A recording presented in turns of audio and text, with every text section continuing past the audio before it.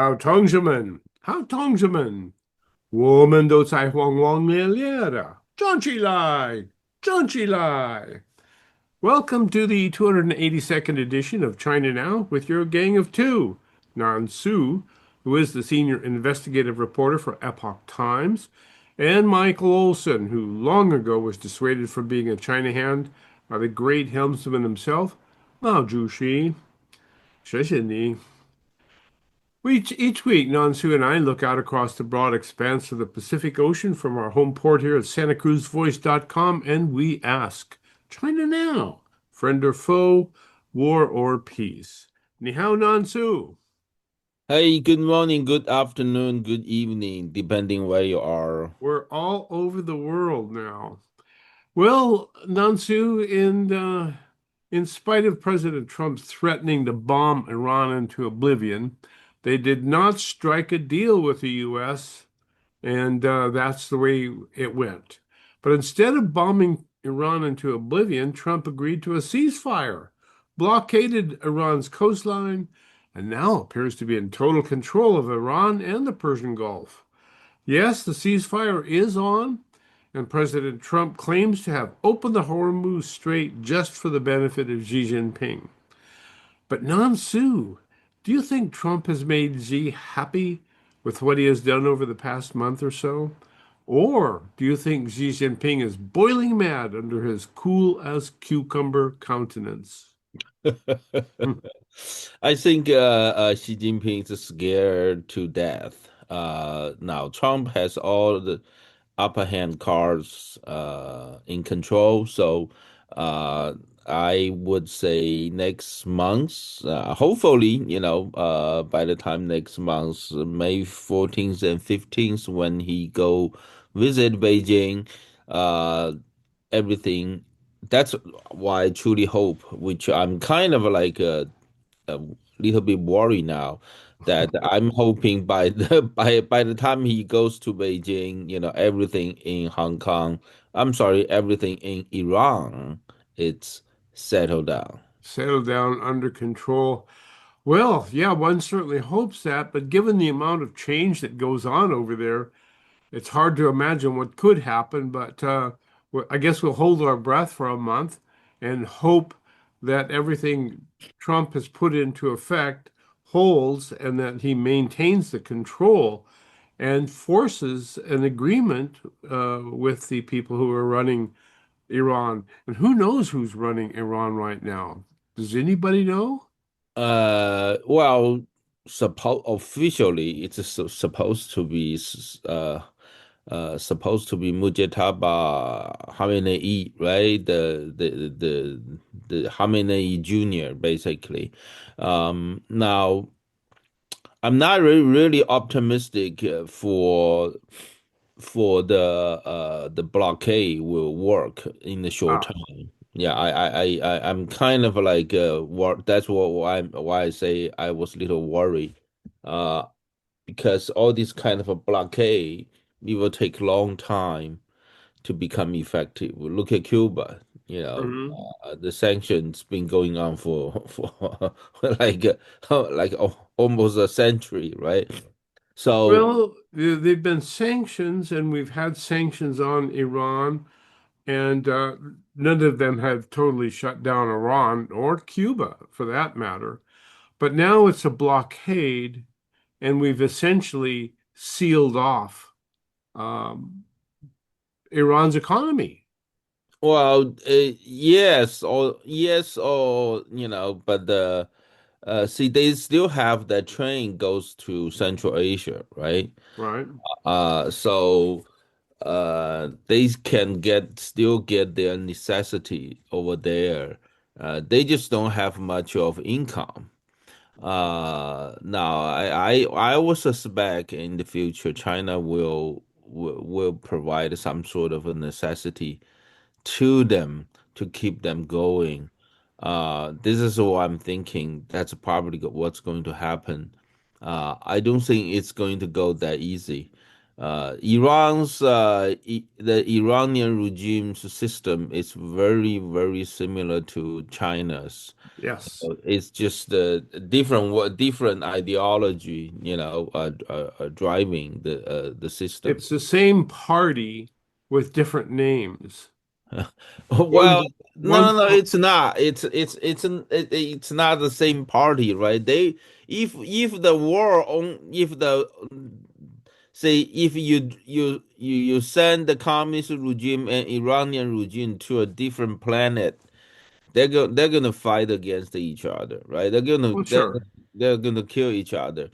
But because they're on the earth and because they have a common enemy as United States, so they all, China, it's in their heart. They're talking about death to America, and Iran, they Absolutely. just say openly. So that's why they're not killing each other. Yet they need each other to support each other. So, Well, when I said same party, what I meant was they acted in the same way in taking over a country, in that's right. subsuming a country and turning that country uh, from a country into essentially into a wholly owned property, a prison camp, wherein the party, whether it's a communist party or the Islamic Republican Guard Party, regardless of what they call it, is in total control of the country, of their prison. And the way they have established that control is very similar. That's right. Yeah, it's very similar. But what I'm thinking is, I think you need one more wave of military operation. What we have seen is that because the a super successful U.S. military operation, so now we brought them to the negotiation table, which means the the realist faction in the Iranian regime now had inside the system. It's strong enough to come forward to lead the negotiation direction of the regime with the to talk to the United States. But however, I don't think we have weakened the the hardline part faction enough. I think they So call it what the IRG, the Republican. Yeah, IRGC that's right. and all this all the mullahs. And Yeah, you look at mullahs, we have not really bomb enough of those mullahs, except the Khamenei, we will kill him, right? So I think that you need another wave of major military operation. It's not the Personally, I don't think we are up to the point that we should just stop and using the economic sanction to pressure them um, come to the table yet. I think it needs a little more. they're not in the mood to sign an unconditional surrender to the United Well, they're States, and not in that's the what Trump is asking for. Right, they are not in the mood yet to give up the nuclear weapon. We can clearly see that. It's just not yet. And but that is the whole point of starting this military operation. That's don't forget, That's right. it's not about Hormuz. We don't need a Hormuz. We don't even care. We don't we should have led our European airline to take care of their own Hormuz problem. Our issue is purely, it shall be purely focused on So Iran nuclear program. why did our European allies not step up to the plate? They're all chicken out. They're not just the chicken out, they're totally corrupted. I think United States, U.S. government, it's up to the point we have to withdraw from NATO. We can't count on them. Instead of keep spending money on NATO, just let it go. Look at the United States between World War I and World War II. We don't have NATO. We don't have to take care of NATO. We just take care of ourselves. I think Europe is bankrupt. The United Kingdom is so deficient.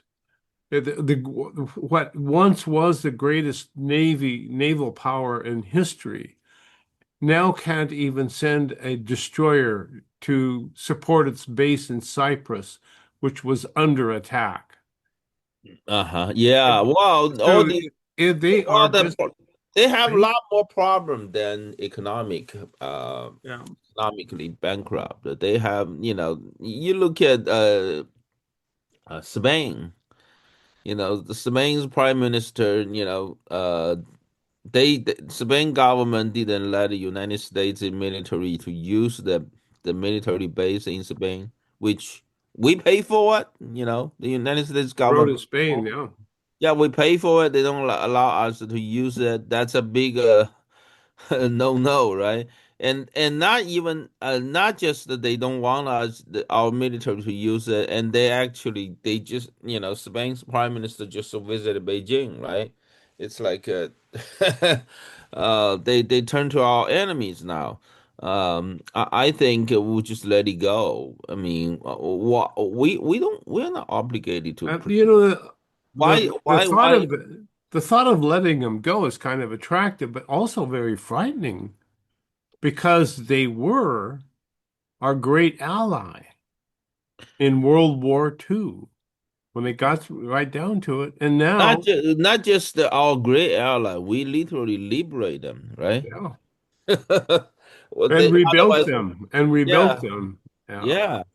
So So, it's a very tough thing to face up to the fact that we're losing them as we are. But well, we appear the key is, let me repeat what I have been saying. You can, treat our enemy. We can treat our enemy like a China, like a Russia, like a Iran. We can treat them with DEI. It just doesn't that work. doesn't work. Yeah. Well, we treated our European friends with DEI, and now they appear to be in a state of dissolution and dissipation and unable to to stand at our back. And we've appeared to have lost them. It just And just that's pretty doesn't work. frightening. Yeah, it Yeah. just doesn't work. Yeah, it's like it's a humanity. Humanity never change. It's not like you have the great compassion, and you can change the humanity. There are certain things you just have to keep going. You have to realize that humanity has its weakness. It doesn't work that way. You have when you deal with the world, you have to realize the problem of humanity, and you have to deal with in the correct way. And maybe the correct way is a little tough love, which appears to be in the offing. Well, let's turn our back then to some of the news of the week from China and in and about China. First thing that caught my attention, Nansu, is that the CCP, in the form of Wang Yi, who is the Secretary of State for the CCP, went running to North Korea, which was the first time, I think, in 10 years that he's been to North Korea. And it appears as though he's very worried about what Kim Jong-un thinks about the current state of affairs with respect to, I don't know, China losing its Iran ally. So the axis of evil is falling apart. So they want to know what Kim Jong-un thinks about the current situation. And so Wang Yi goes over, what's going on? What do you think, Kim Jong-un? Well, first of all, that visit has a little problem, right? Because in the past, always it never, it actually never happened to have for the foreign minister to visit North Korea. Yeah, China never had its North Korea has its foreign minister to represent the communist regime in China to visit North Korea. It always has a party official. Usually it's one of the standing committee member of the Politburo to visit North Korea. It's a party to party relation. It's Ah, it's not a government to government relation. So or not a country to country relation. It's a party to party relation. that it's correct. But now the fact that the Beijing sent a foreign minister to North Korea, that symbolized some problem there. We can see clearly North Korea. Kim Jong Un already stepped forward saying they yeah, they want to help Iran.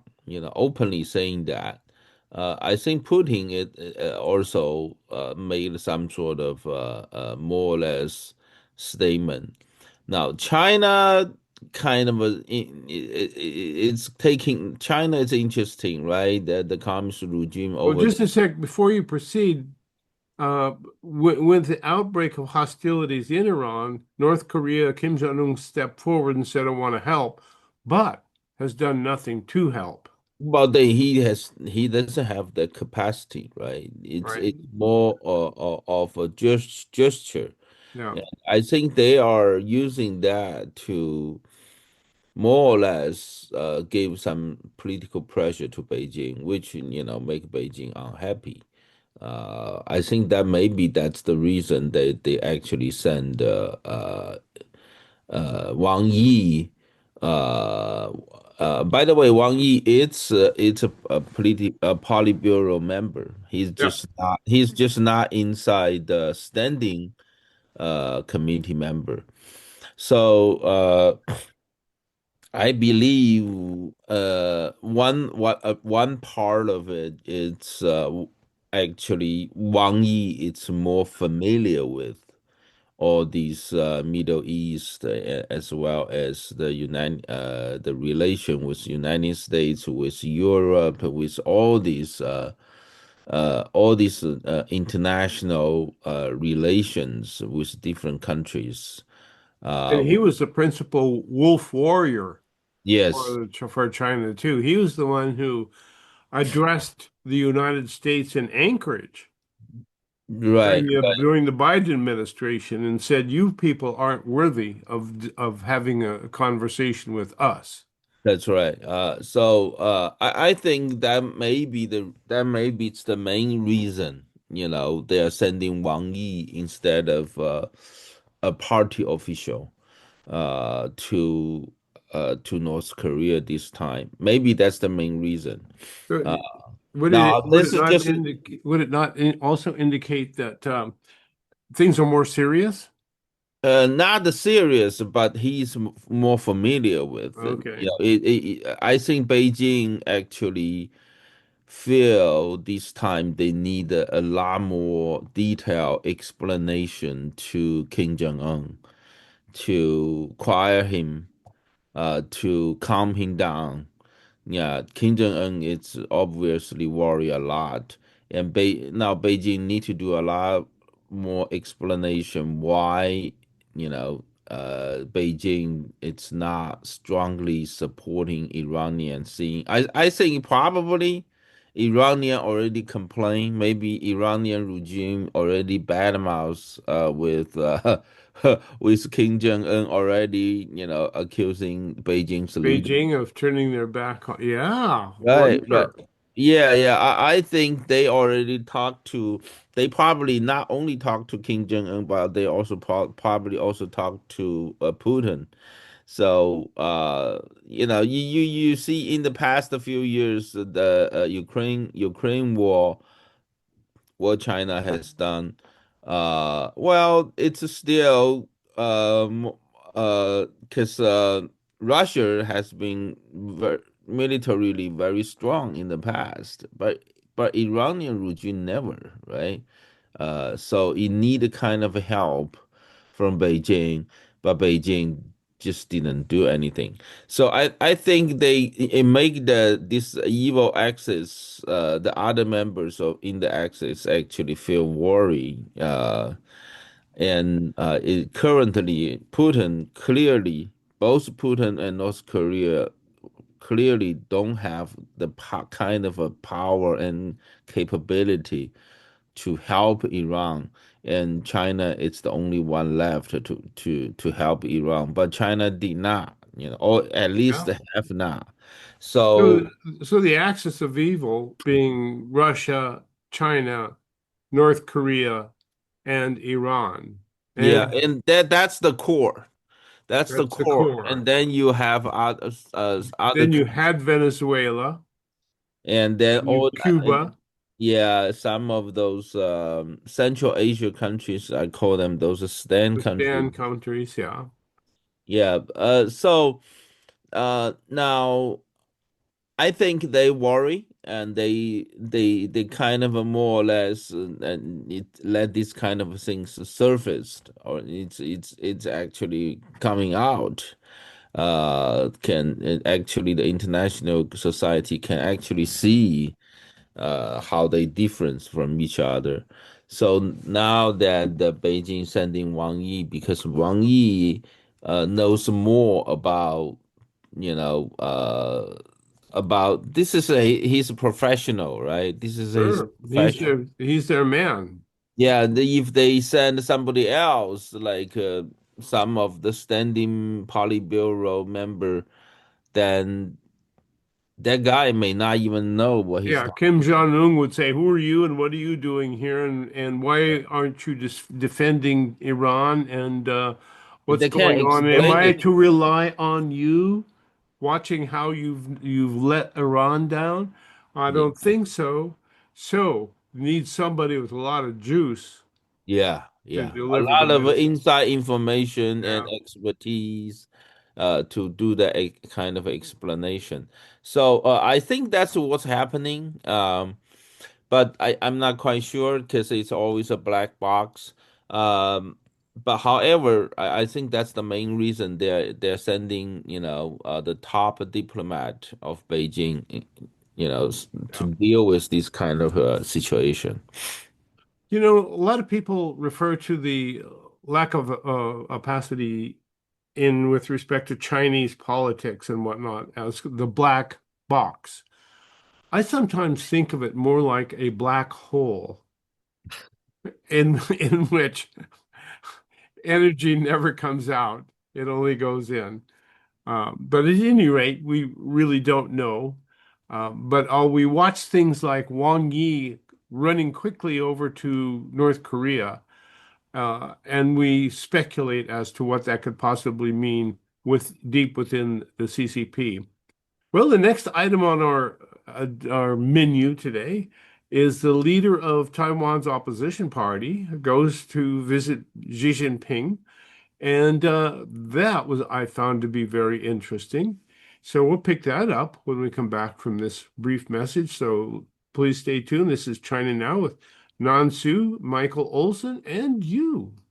Your business needs more space? Space is reasonable, secured, and accessible 24/7 for qualified businesses at Anbar Self Storage and U-Haul. Easy off Highway 1 on Airport Boulevard. Anbar Self Storage and U-Haul in Freedom. The kid is moving her family to Sacramento. Anbar Self Storage and U-Haul has the moving vans, car trailers, and shipping boxes she needs ready to go. Easy off Highway 1 on Airport Boulevard. Anbar Self Storage and U-Haul in Freedom. Attention investors.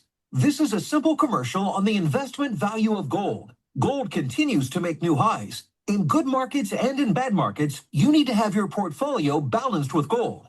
Learn about owning physical gold or getting a gold-backed IRA. Make this simple call right now. 800-414-1657. 800-414-1657. That's 800-414-1657. Sponsored by Reagan Gold. There's more than one way to enjoy the benefits of cannabis. Hi, I'm Johnny from the Hook Outlet in Capitola, Santa Cruz, and Watsonville. With topicals, the Hook Outlet has many topical preparations that provide localized relief for pain and inflammation of muscles and joints without psychoactive effects. The Hook Outlet has a friendly staff to help you select the right topical for your needs. Pain relief, anyone? Stop by and say hi at the Hook Outlet in Capitola, Santa Cruz, and Watsonville. Find us fast online at hookoutlet.com. The weather will change. Knox Roofing here. We all remember the story of the three little pigs. We all know the third pig hired Knox Roofing to do his roof. Every day he crawls into his home knowing no wind, no earthquake, fire, or even the big bad wolf can hurt his house. The weather will change for the good and sometimes not so good. Have a Knox roof installed on your home, and one thing you can be certain of, good security. I promise you that. The number to call is 461-0634. Thanks, folks.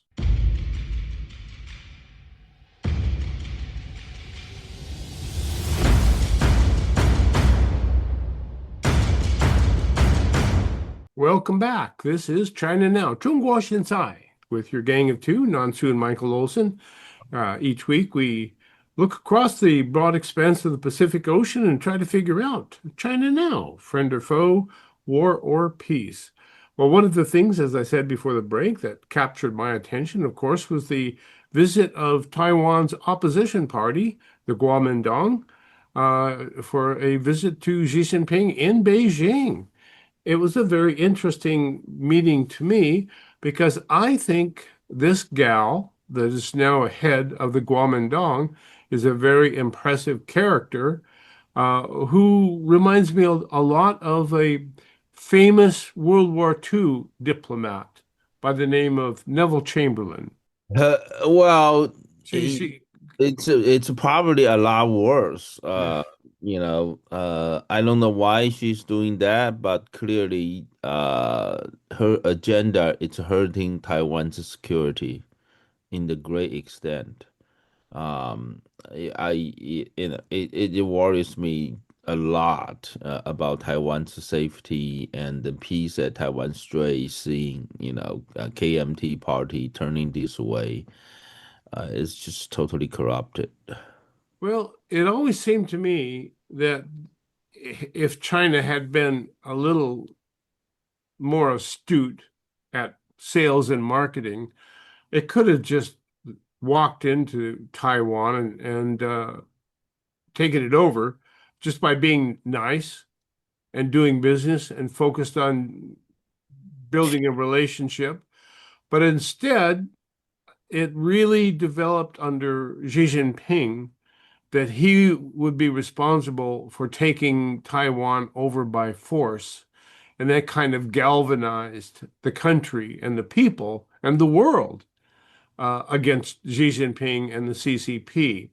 So I think had they been a little bit more astute, they could have just walked right in and taken over. But they didn't.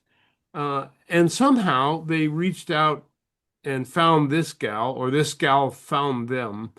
And what she seems to be saying is that all we need to do is work hand in hand with the CCP, and we can have, as Neville Chamberlain said in World War II, peace in our time.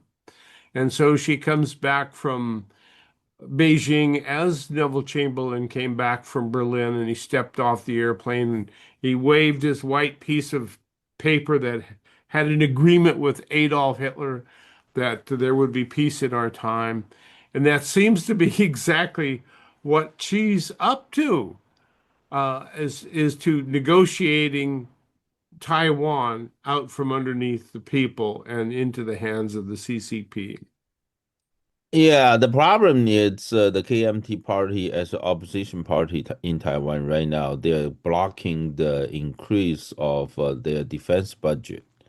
So that's really worry. I don't care if she goes to Beijing, talk to Xi Jinping, but that I care more about if Taiwan will have enough defense budget to so that they can build enough capacity to defend itself. That's the main problem right now.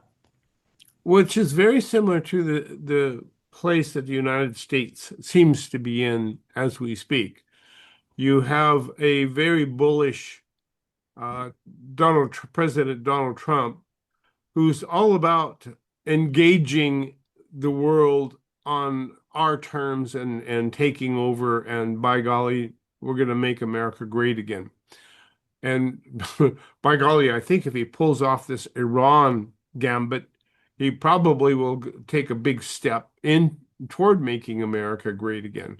But you have fully half the population who doesn't think so, who doesn't think that Trump is doing the right thing, and furthermore, would like to do everything they would like to Iran to win the war just to get rid of Trump. It seems. Maybe I'm wrong, but it seems that way if you listen to what they have to say. So is not this situation in Taiwan very similar to what we have here in the United States with a divided nation? Yes, but but yes or no, okay? United States, the divide not only comes with how we're dealing with the international relation, right? But we have all other issues. Uh, Here, like social values and economic principles, how to deal with immigrants. You got a lot of all aspect across the board, right? But while you go to Taiwan, they don't have the immigrant problem. They don't, and then One of the richest economies in the world. right, they don't have that problem. The problem is, the only, and then, and also it's the conservative party that has the conservative social value. That party, it's have a closer. That's the KMT party have a very close relation with the CCP, while the Liberal Party on the left, liberal with liberal, Which the would social correspond to values. our Yeah, Democrat social Party. values. Yeah, Yeah, that's pro the independence.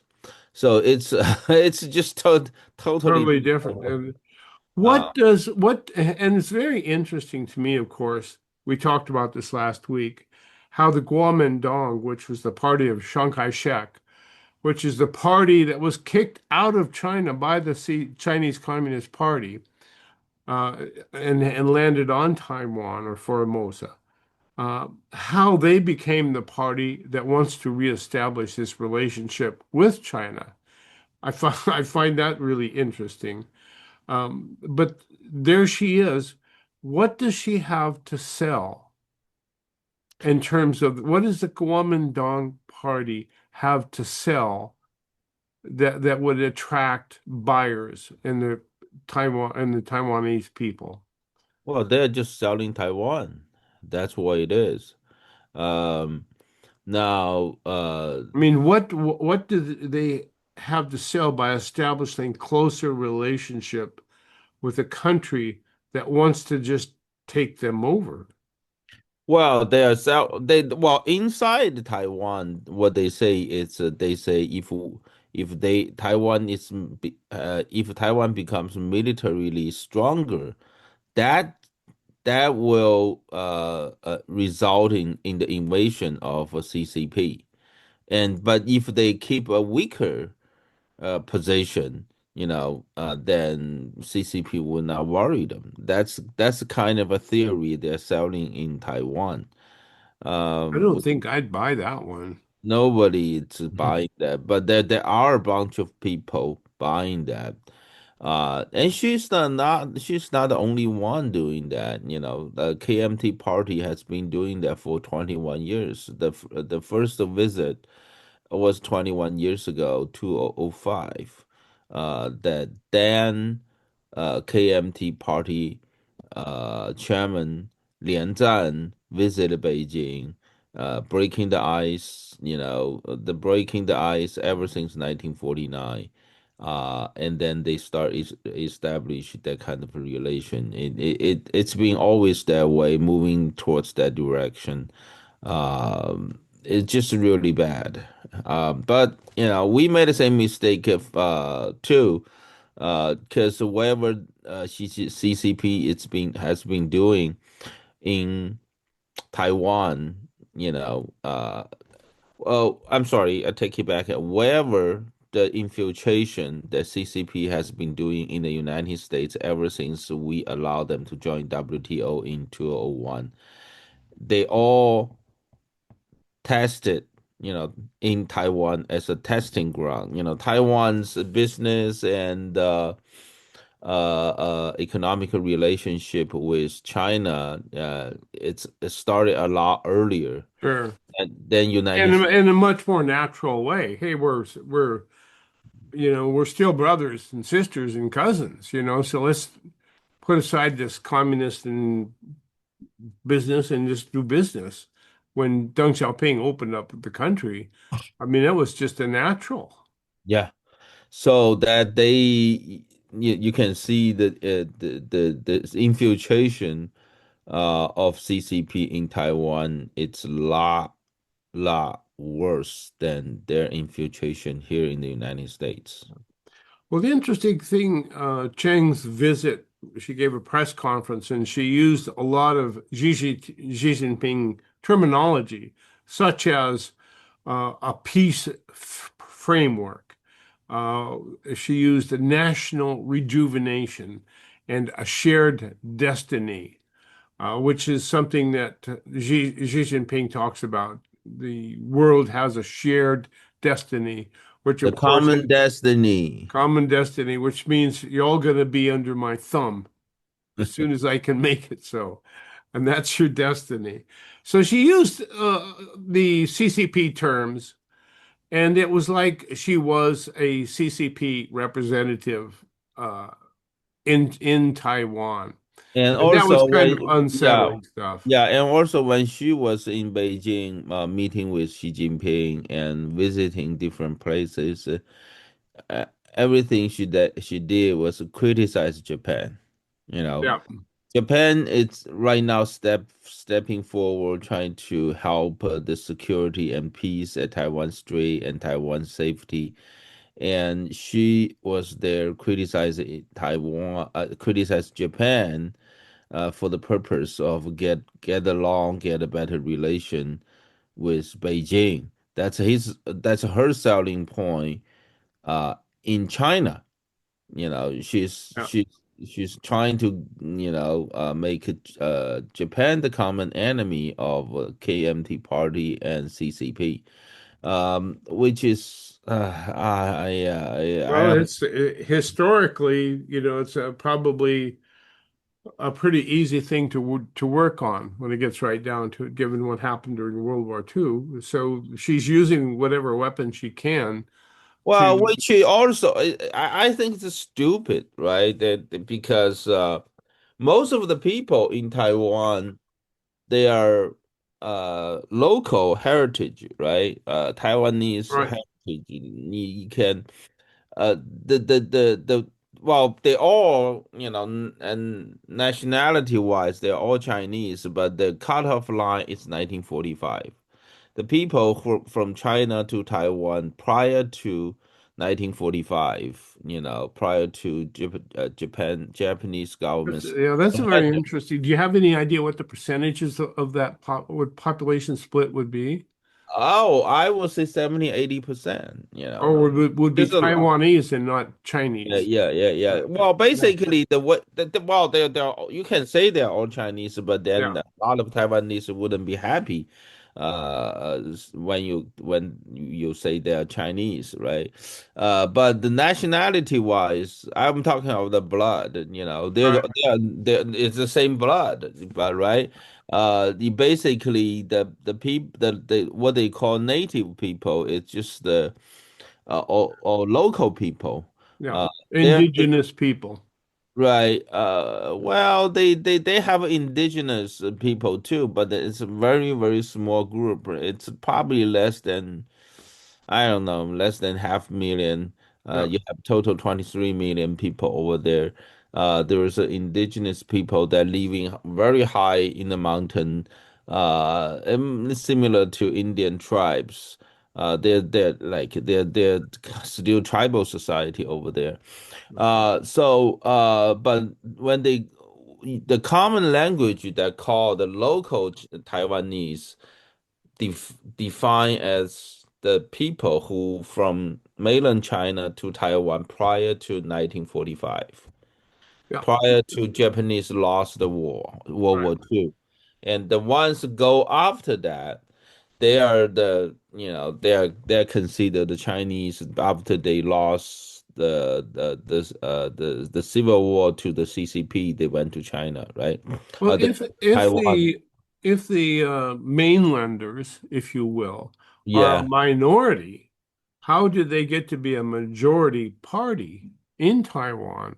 No. They're not the majority of our population, They're a but minority of the population, yeah, but they well, are a majority in the legislature, the yes. Well, Kuomintang. they have it's because the way the Kuomintang control, right? They when the KMT party the US military handed Taiwan to KMT party in 19 after 1945 to let them in control based on the Egypt I'm sorry, Cairo proclamation and Potsdam proclamation, because the KMT party and the Chinese government prior to 1949, it was, especially during World War II, was the ally of United States helping us in the Pacific regional war. So we kind of like just gave Taiwan to Right not here. not sovereignty, right? Yeah. Legally, we have never gave the sovereignty of Taiwan to their government. Never. There's no such a language uh, Legally, the United States is still the landlord of of Taiwan, Taiwan. right? But however, we led them, right? We led the KMT party's military in 1945 to receive the surrender of Japanese military in Taiwan. Now, what I'm trying to say here is keep in mind to Taiwanese to local Taiwanese people during World War II. They are part of Japan. They are fighting in to help Japanese military in World War II. You know, Right. now how can she that turn around to it's just Well, when you it's a own the bizarre, press, it's a bizarre way which will make her both sides looking really bad, yeah, right? She's looking back by the people in Japan, and she's also looking very bad by the local Taiwanese people. which are a majority of the country, but a minority in the legislature. Going to be interesting to see how that one shakes out. We're going to watch that one closely because it really is key. The population of Taiwan is key to the future of Taiwan and its relationship with with China. One more quick story before we close out now, and that's the story of the bomb threats to Shen Yun that can occur all over the world. Now, I read recently that somebody asserts that Xi Jinping personally is directing this attack, this bomb threat attack on Shen Yun performances around the world. And I can't, being a fan of Shen Yun myself, uh, and its beauty and grace, and the way it expresses another China, a different China, the China of our dreams, rather than the China of the Chinese Communist Party, the prison camp of the Chinese Communist Party. I can see why Xi Jinping would be frightened of the presentation. Yes, it's true. It's always happening. It has happened all around the world, but then we see different ways of dealing with that threat. You know that last year, I think it was actually the year before last year, 2024 December, when Shen Yun performed in San Jose, they also have the bomb threat. Mhm. But Well, it's just, but because that in San Jose, because they have been threatened for so many times, they basically they actually, I believe they sent some security. The city sent some security force that day when the performance was there. Um, go through with so bomb sniffing dogs or something like that. yeah, yeah. Because Well, but they it's didn't. Well, and this year they're just all over the world, yeah, it in many seems to be different countries. institutionalized. Right. And but different countries have different ways dealing with it. Australia, they actually not only threaten Shen Yun, but they also threat the Prime Minister of Australia too.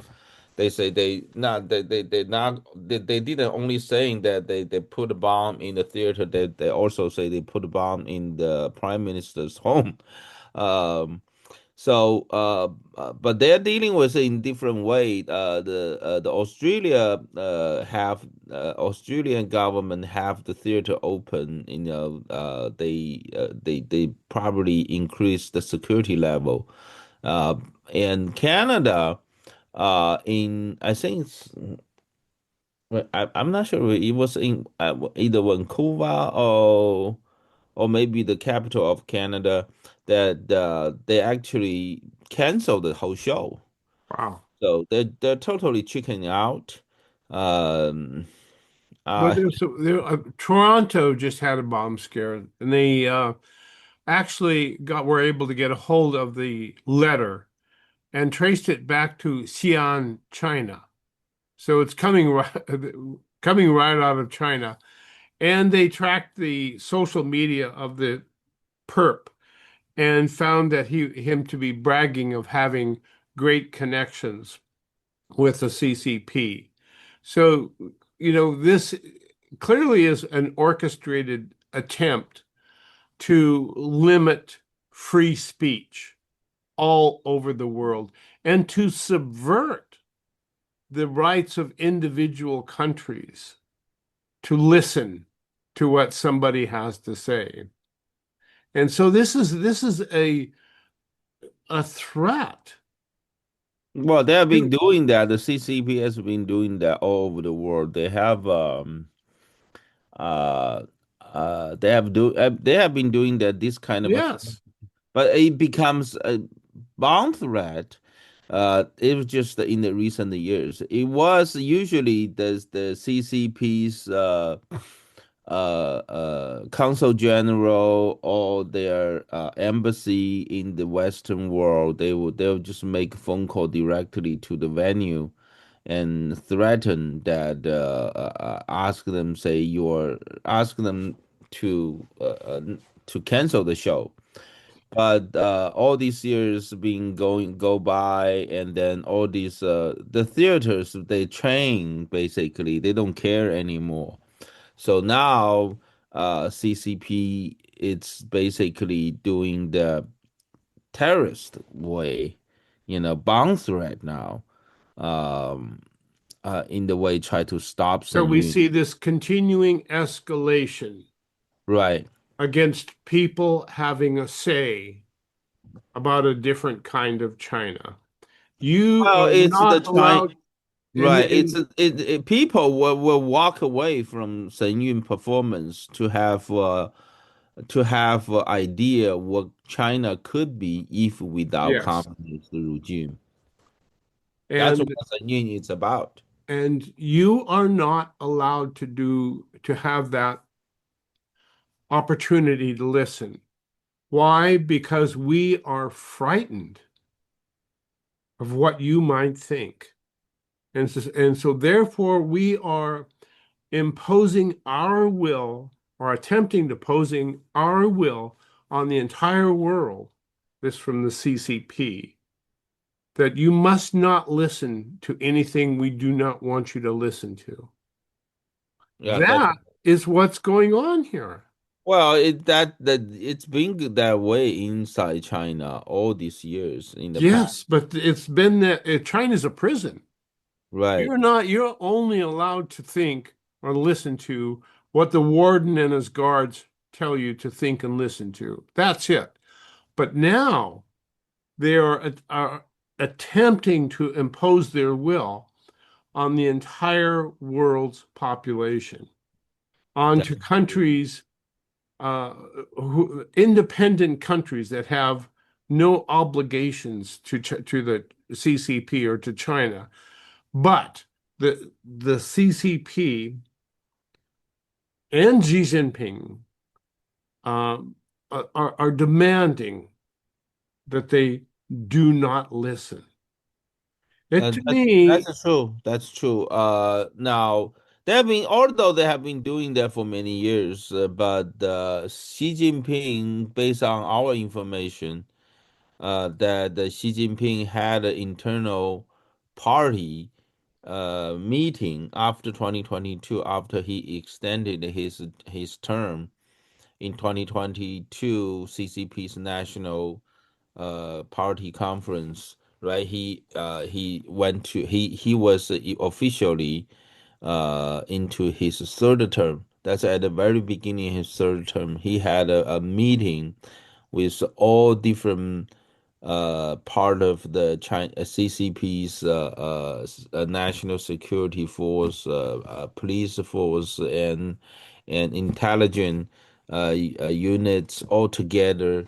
They have a pretty big, significant meeting that Xi Jinping took lead and asked, all these people taking all necessary measure possible, uh, and it's especially focused on using the relations they build in the years with the Western world to destroy Shen Yun and Falun Gong. That was how, So all of a sudden, from October of 2022, then they escalate their threat and their work against the Shen Yun to a whole new level. so whatever Shen Yun is, whatever Falun Gong is, you are not allowed to think about it, to listen to what it says, to listen to what its advocates want you to hear, because we, the Chinese Communist Party, do not want you to listen or hear. Ladies and gentlemen, that's been the first hour of China Now, the 282nd edition, right here in April of 2026, when things are getting very hot and interesting in the Persian Gulf and in Asia. When we come back, we're going to look at the impact President Donald Trump, is having on the Chinese Communist Party, Xi Jinping, and our relationship with the Middle Kingdom, 中国. So do stay tuned. We will be right back after these messages.